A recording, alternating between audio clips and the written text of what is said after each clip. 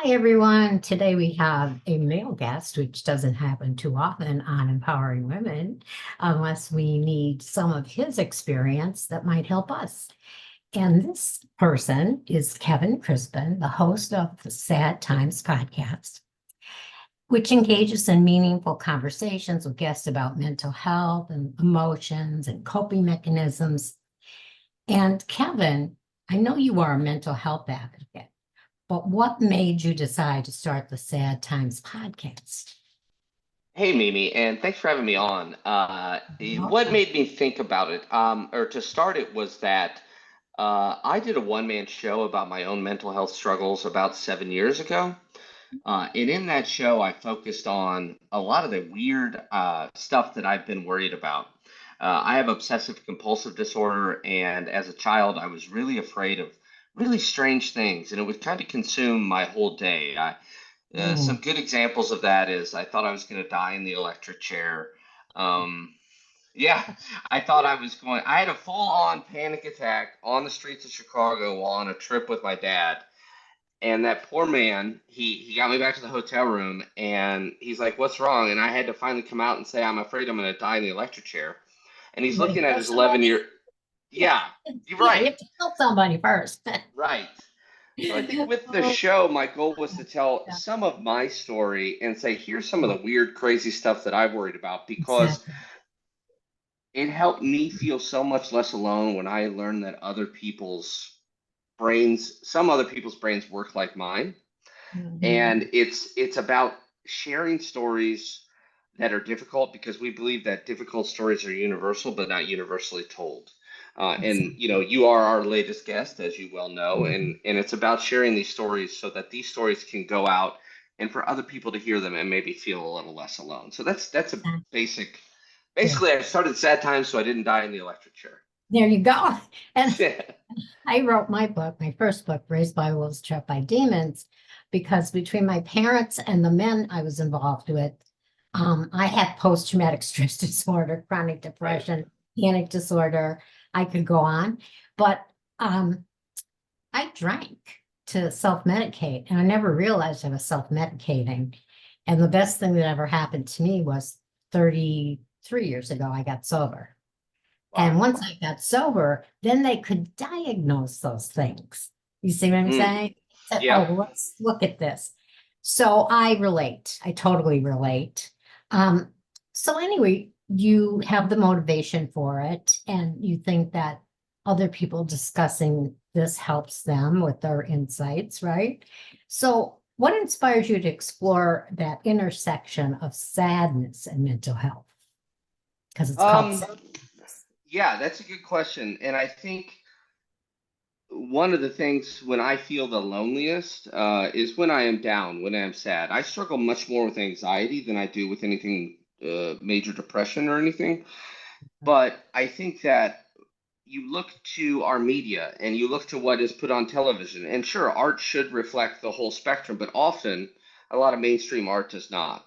So it was about destigmatizing the fact that all of us go through sad times and allowing people to be like, oh, look, somebody else is going through that. Hey, again, it goes back to not being alone, or helping the listener feel like they're not alone, as it were. And I always like to say that I love sadness in art because it makes me feel less alone. And what I mean by that is when I hear like a sad song, it helps me understand that, hey, sometimes everybody gets sad. Mhm. And it is called Sad Times, but as you know, we try to have a light tone. If the Mhm. subject matter allows it, we do bring in some levity. But it's really about focusing on stuff that's not talked about a lot, I think is the answer to your question. Absolutely. And when I did your show, that's how I felt because even though my book is very graphic and violent in parts, and people that have read it that know me said they cried at parts and had to put the book down. But if you know it, well, I don't know if you read the book, but if you read the book, you'll see that I bring humor into situations because for Hmm. me, I've been doing that since I'm a child. That was a defense mechanism, was humor. Exactly. And the Exactly. other one was being in control. when you're talking about OCD, um, Hmm. I pretty much raised my siblings. So like I need to be in control. The glasses, cups have to be put away a certain way and all Right. that kind of stuff. So I can understand your situation, how you are. Um, so let's talk about who's one of the most memorable guests you had on your podcast? You get somebody that really had a good story. Yeah, make one of our. You know what? I'm going to talk about my brother-in-law actually. Oh, okay. And the reason I say that is my brother-in-law, his name is Sean. He Mhm. came on, I think he's around episode 30. I don't have it in front of me. But what was so telling about that is I'd known that man for, at the point that we recorded, about 8 years. Mhm. And as you know, I do a pre-call outline with all my guests so that people know what we're going to be speaking about. And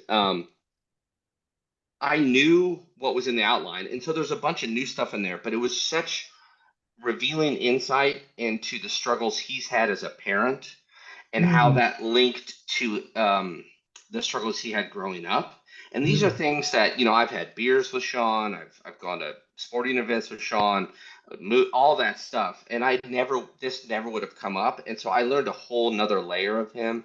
Yeah. And, you know, he was very vulnerable and broke down a few times during the show and just really was an amazing guest who showed something that maybe I never would have seen in the day-to-day world. And also, as somebody, I do not have children, but I honestly admire anybody who does, which means I admire a lot of people. Yeah. And to hear him talk about parental struggles in such a vulnerable, frank way, as he's gone through some divorces, really moved me. Yeah, that I'm gonna have to listen to that one. What's the titles? Does it have a title or just Let me get it for you, and I will yeah. tell you. All right. So while you're doing that, I totally relate because children, I have grandchildren and I have a great grandson. And Oh, that's you wonderful. think you can just like, oh, I'm retired, I'm gonna go to Florida. No, no, no. Between the phone and the internet. Oh, I know. They could get you anywhere now. Oh my God. And then can you vend me $10? That I go crazy with that. I finally, my therapist told me, stop doing that. You're enabling her. Because she had a Starbucks addiction. Really? No, I'm serious. And Yeah. I said to her, hun, at least go down a notch, maybe go to Dunkin' Donuts. It's a couple dollars cheaper. But she wouldn't have gas for her car because she'd be buying coffee. So I can so get that. You want to help them and you don't want them to go it out, but you can't enable things too. And my It's a very grandchildren, fine line, it I'm is, sure. Yeah. is, Uh, so Sean's episode is number 29. It's called The Journey of Fatherhood, Sean's reflection on family legacy challenges and the rewards of parenting. a long And time. yeah, oh, I have long titles.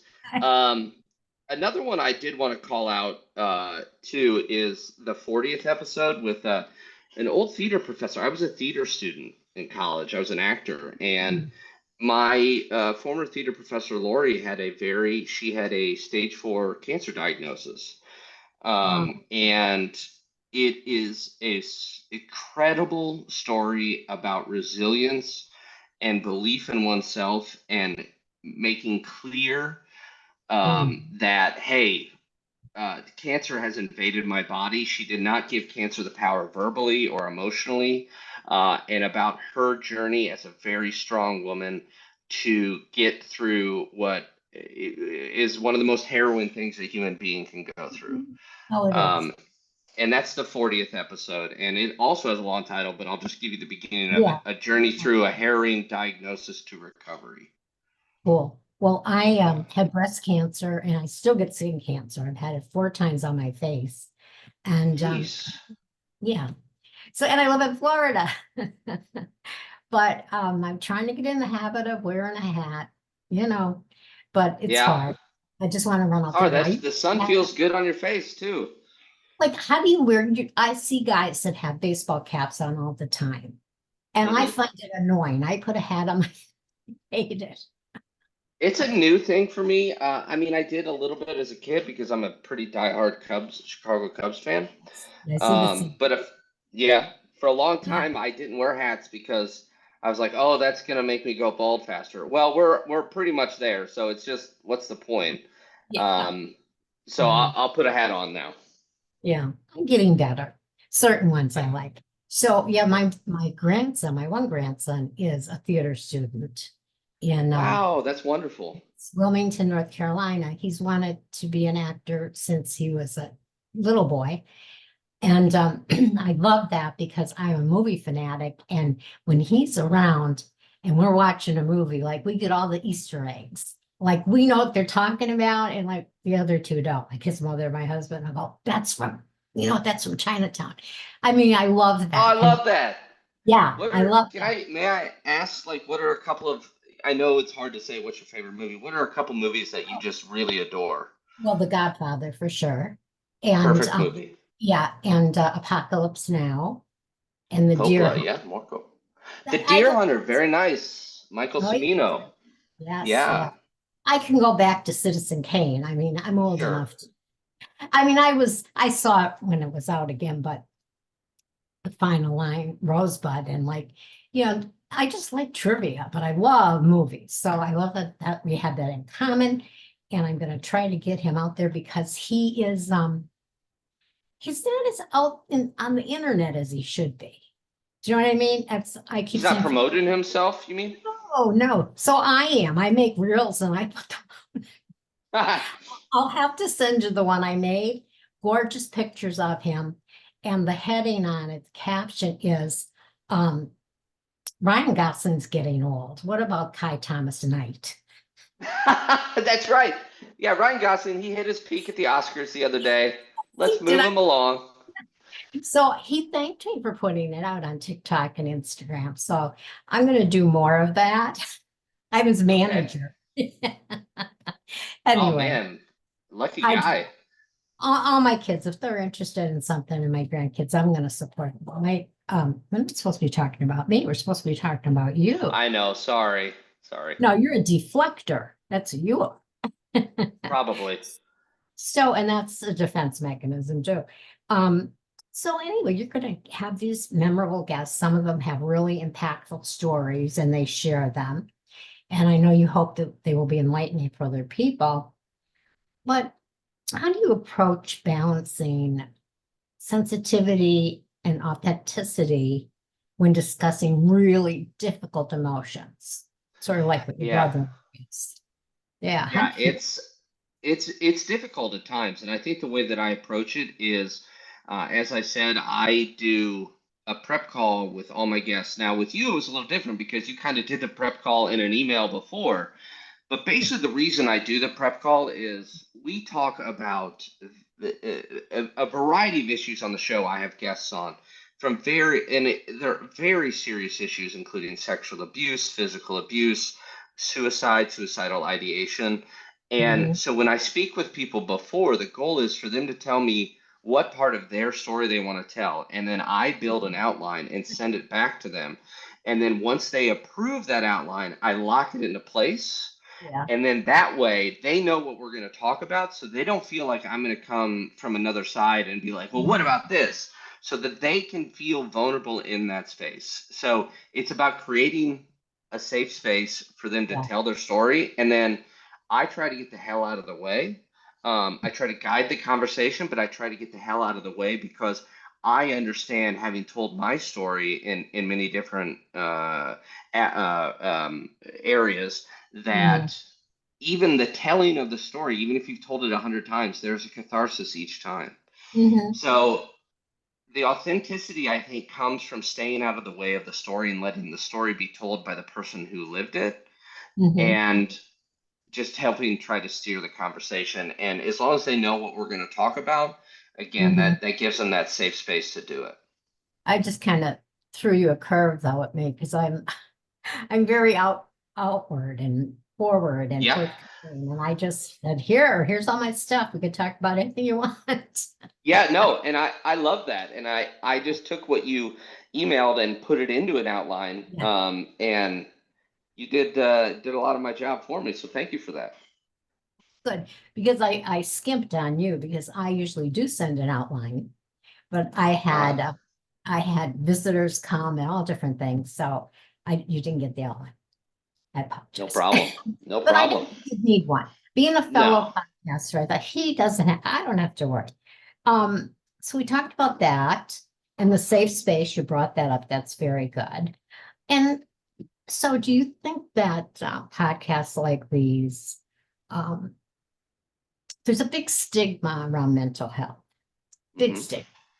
And I'm noticing in the younger generations, and I don't know if it's X, Y, or Z or all of them, but they all seem to have a diagnosis like bipolar, post, AC, ADD, and, OCD. And I'm like, wow, like, why? Is it because of just how the world was as they were growing up? Were the mothers too lenient?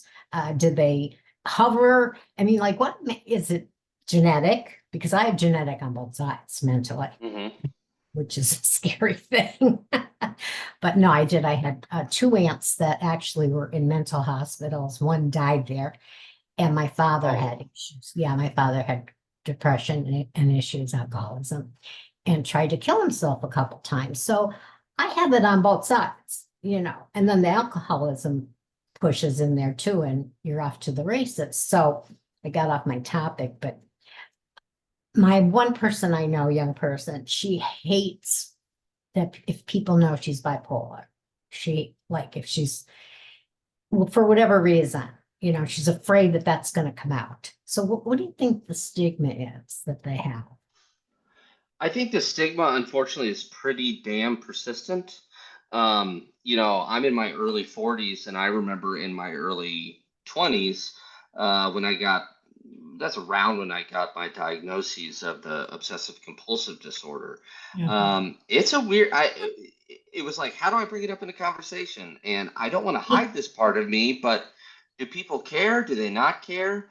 And I think mental health stigma is the easy choice. It's the wrong choice, but I think it's the easy choice for most people. Instead of dealing with it head on, they just say, "Oh, I'm going to keep that over there." I mean, you said a moment ago, deflecting. I think it's probably another form of deflecting, as to what it is. But if you speak more about, I firmly believe, if you speak more about mental health, we Mhm. will all be a little closer, and we'll all start to heal what I call entropy and empathy entropy, Oh, where if we don't tell our stories or listen to the stories of others, we're not going to understand others, and therefore we will be less empathetic. And a less empathetic world is a world I would rather not live in. yeah. And this is the problem with, like, the internet. The internet is wonderful. We couldn't be doing this without it. I Right. I love it. I do my psychology therapy on Zoom, every Mm-hmm. 2 weeks. So I don't have to even leave the house. So many things. I started the podcast. I published a book. Couldn't do that without the internet. So it's Mm-hmm. so wonderful and all these things. But then we have the dark side, the negative part. Mm-hmm. We have the bullying, the predators, the self-esteem suckers, like they want to just make you feel like you're nothing because they compare you and say, oh, you should look like this, and you don't look like this. So, uh, so this is balancing that kind of thing. But what do you think about that situation with the internet and the negative side of it? You have any thoughts on that? I suppose I do. I think it's what's something that people always say, well, it's human nature or it's the human condition, right? It's almost as if the internet is just a magnifying glass on those pieces of human nature and human condition, greed, envy, cruelty, etc., that many people struggle with. And there's an anonymity that can be used in the internet to mask somebody so that maybe they feel like I have no control in the other parts of my life. I feel put upon all the Yes. time by my Mm, boss, by my spouse, by my what have you. But if I mm, get on the internet, I can somehow let that out in an anonymous way. I think that's part of what's going on. And the part of it is it's the ubiquity. It is now. as you were saying, it is our life now. Yes, it is. And so it's going to enhance both the positives, I think, and the negatives of human nature and human beings. Because, as I'm sure you well know, if I misplace my cell phone, I love that we still call it a phone. Sorry, Yeah. if I misplace my small computer I talk into sometimes, I'm almost apoplectic because I'm like, oh my God, everything, blah, blah, blah, blah, blah, you know? Yeah. Do you have a smartwatch? Oh, no, Do you, no. I stopped, even though I became I have, I was like, I can't let technology have that. And I trained for and ran a marathon. And I was like, oh, it'd be great to have that for my heart rate and all that stuff. But I said, exactly. no, I It's a need to. step too I'm lucky far. enough that I don't, it's too far. Yeah, And I'm lucky it's a enough that step I too do far. not. My sister is a nurse practitioner and one of the strongest women I've ever met. And Uh-huh. she has AFib. And so she has to wear one. I have AFib. You Yeah. have AFib? Oh, Yeah. Yeah. yeah, I like it. I check my heart rate and everything. I do right. like it. And I find it's a motivator because I'm more of a thinker than I don't know, I say doer, I'm a doer too, but I'm not like an athletic person, a physical person. I never really was. So with this, like I set goals for myself, like how many steps I have to take and how many times I have to stand up during the day. And it tells me time to stand, or it'll say, you can do Yeah. it. Well, do you ever get annoyed where it's like you haven't finished your rings? Isn't that another thing that it does? Like you need to go walk. It's like leave me I alone, watch. finish. I finish my race, Okay, there you go. All right. Solves but that problem. I put a low goal. Hmm. I'm not stupid. But anyway, that's just saying, all these good things, and then the bad. But life is like that. It's just that when I grew up and when you grew up, yeah, there might have been a bully at school, but then you'd Hmm. go home and you'd get away from the bully. Now you can't get Exactly. away. And the other thing is the addiction part of it. Hmm. Totally addicted to phones. I have not been up north for Christmas for 2 years. I went up because my oldest daughter was getting married.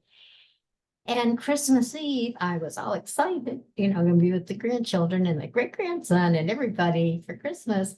And I walked in, and everyone was on their phone when I walked in, every single person. And they had the football game out. So I had to literally be an ambassador and go from person to person and talk to them if I wanted I want a conversation. That's Right. sad to me. That says, hi, Nana, love you. Back to the phone. You haven't Yeah. seen me in 2 years, really? Yeah.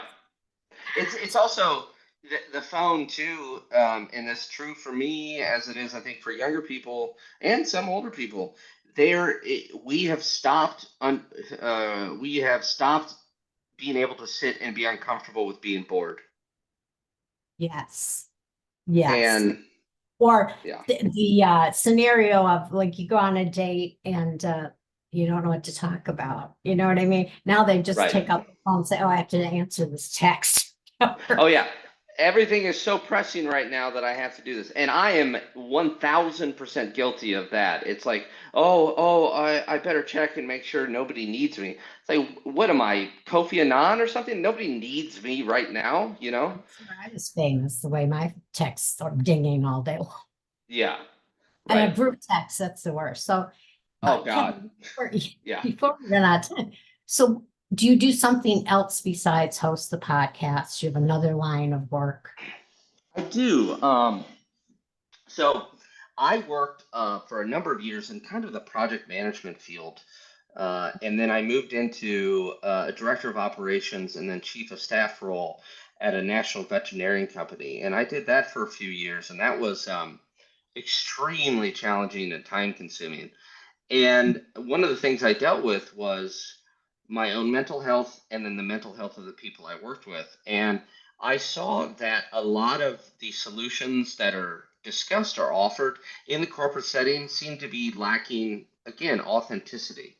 And so Mm. I'm also trying to become a motivational speaker about mental health in the workplace because I think it's important to actually take, it's not easy to sell people on this, but it's important to take the time that is needed to hear out your employees and allow them to be in an environment where they feel like they can say, hey, I'm struggling with X, Y, or Z. And I think we get ourselves into a little trouble when we try to make this efficient, like we've tried to make everything else efficient, and be like, hey, let me tell you about this EAP program. I'm not against EAP programs. I'm just saying that there could be maybe a more personal touch to it.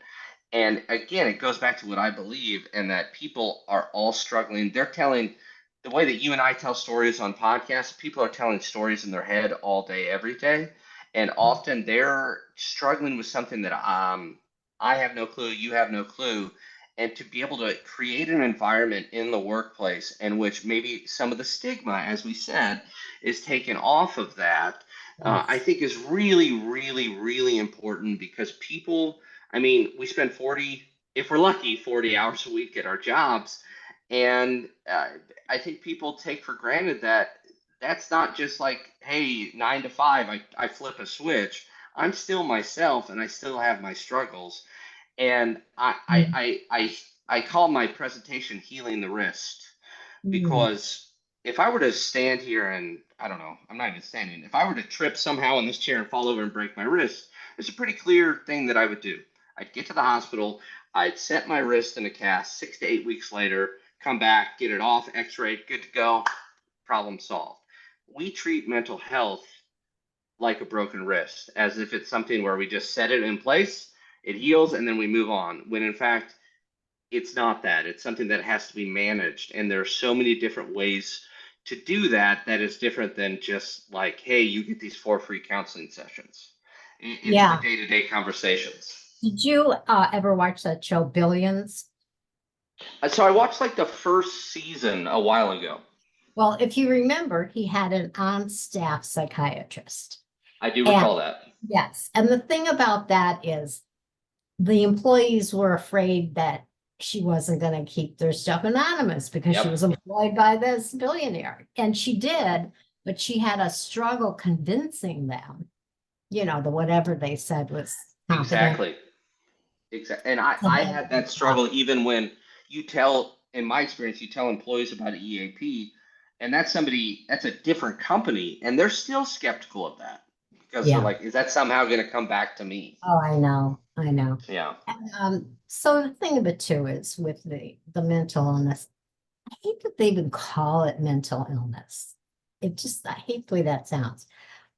Somebody has a word for it. I did a podcast with her, neurodiversity. Yes. Mm-hmm. I like that better, neurodiversity. And yeah, the way we handle, like the way I handle my stuff, my trauma from my past is that I want my coffee cups a certain way in the cupboard. Okay. Right. Mm-hmm. I like everything organized. And when I have my panic attacks, which aren't as often, but it's usually because something went awry. Something didn't go the way I planned, or I'm having a day where everything seems to be going wrong. Right. So, Mm-hmm. but I do take medication and Mm-hmm. I do counseling. And after all these years, my psychiatrist is even telling me to try the THC, which I'm like, whoa, Whoa. because well, honey, in the 70s, I smoked pot. Now I am in my 70s, and they're telling me to, it's Isn't good for that funny? So much it. is It's cyclical. hysterical. Yeah. Yes. So, but I think it's funny. Anyway, we have to do to recognize how the neurodiversity, which I do love that word, is in everybody. It's just not as blatant in everybody. Some Right. people have a panic attack in the middle of the street, but you don't know what they're doing when they go home. We're going to run out of time. But even in my book, when I talked about self-harm and things that I did, and people that only knew me in Florida for the last 20 years were shocked. They could Mm-hmm. not believe I was the same person, right? They didn't know what I went through, but I And came out the other. to me, there's so much hope in that because I think when I struggle with my mental health issues, I'm like nothing is ever going to change. I get very definitive, black and white about it because my anxiety will accept nothing else. And it's Exactly. like nothing will ever change. But to hear like you have known these people for 20 years and they're like, I had no idea you had this other phase of your life. Like it's a reminder, it's a piece of perspective, and perspective is so important, and yet we rarely get it when we need it. Oh, yeah. And the things that I had to do just to survive, some of them illegal, like they could never picture me, of course, doing that now, and I wouldn't. But it's just, you have to do what you have to do to survive in this world. And sometimes you're your worst enemy, like you said, Yeah, and very sometimes much. you have a little problem, but then you run into people that are more damaged than you are. Hmm. Okay. That's usually what happens in relationships. That's a whole other show. Yes, yes, it is. Yes, it is. Well, thank you for coming today. And, I think you should go read my book and pick about 10 topics out of it so I can come back on your show.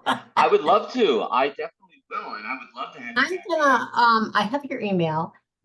on. Can you read digitally on your phone? Do you have some kind of a digital reader, like a Kindle or, I do have a Kindle. Yes. okay, so you could read on the phone. Yes, Or ma'am. I have a Kindle and I have the Kindle app. all right. I'm going to send you my book for free as a thank you for Oh, being here that today. is very Okay. kind. And Thank you so much. I promise look forward me, to it. read it and I'm sure you'll get some topics out of it. Okay. Okay, I will, and I will reach back out to you. And All right. I will also say that if anybody is interested in Sad Times, if they just go to sadtimespodcast.com, Mhm. that's where all of these episodes are. You are our 80th episode. Congratulations. Thank you. You're my And 65th. oh, there you go. We're Yeah. almost neck and neck. Yeah, we are. And if anybody's interested in being on the show, we welcome everyone and their stories. And again, the main rule of Sad Times is the guest Mhm. dictates what we talk about. So, um, and I appreciate the work that you're doing and your story, which um, I love your story. And I actually listened to the end of your episode with my mom in the car Oh. yesterday when we were driving somewhere. And Mhm. she was really amazed by you. And I just want to thank you again for coming on. Well, you let her read the book too, then. Okay, I will. Share that with her. All right, thank you so much, and I'll put that in the notes at the end of the podcast where they can get in touch with you. And I'm sure we're going to have some more conversations, Kevin. I hope so. All right, you have a wonderful day, and everyone out there, please take time to breathe and let yourself know that you are a perfectly imperfect person and you are loved.